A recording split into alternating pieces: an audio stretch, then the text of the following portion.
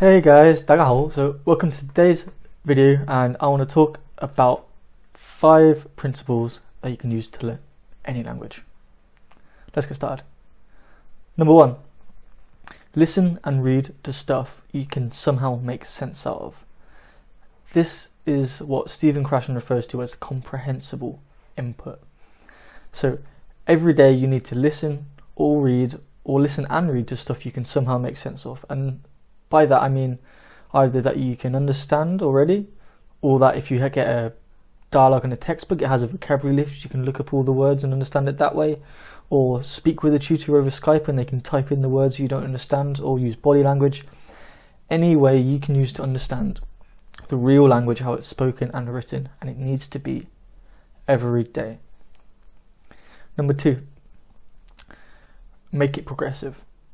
Language learning is not a linear thing, but it is progressive. And I mean it's not linear in the way that when you first start off it feels like you're going to progress very, very fast, and that in a few months you could be fluent, but this isn't the case. So as soon as you get into the intermediate and the advanced stages, things start to slow down a lot, and you need to drastically change your approach, increase the volume of content, tackle more difficult things, switch into that language. Whereas when you first start off, you need to be probably doing quite intensive short activities like reading a short text, tackling this short dialogue, and then as you progress, you progressively move on to more and more difficult things, to longer and longer material, and you try to eventually switch your life as much over into that language as possible.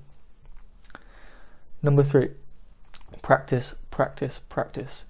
So we acquire the language through input, through listening and reading, but if we want to be able to speak the language or to be able to write the language, then we need to activate our passive vocabulary. We need to speak a lot, and it needs to be regularly. Even if we can understand everything and we have a huge passive vocabulary, when we first start speaking it can be very weird and it'll be very difficult. So we need to practice a lot if we want to become fluent in another language. Tip number 4, follow the fun. When I was at school, I hated my language classes. It was all learning vocabulary lists, studying grammar.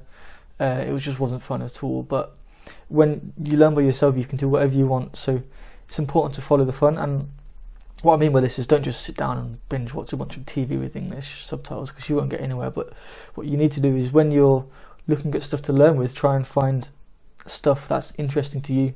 If you're learning Spanish and you really like fiction and literature, then you can maybe read Gabriel Marquez novels like 100 Years of Solitude or Don Quixote. Or if you like video games, then you can go onto Steam and play video games in Spanish instead. So as long as you're doing stuff through the language, and you try to access interesting content as early as possible. Number 5, set regular goals.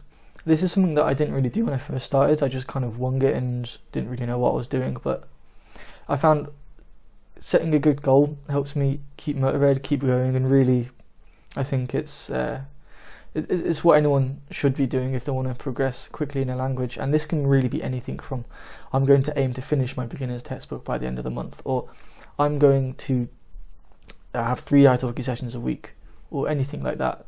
So it really can be anything you want, and again, make the goals progressive. So the first one will be maybe finish the beginner's textbook. Maybe in month 2 you'd be, I want to read a book of short stories, and then in month 3 you'd perhaps read a short novella aimed at native speakers, something like that. And you can set regular goals, make them progressive, and I like having them input based. So my goal for this month was to read the 2nd book, Lamian Mahuyukang, which means Men Can't Be Poor.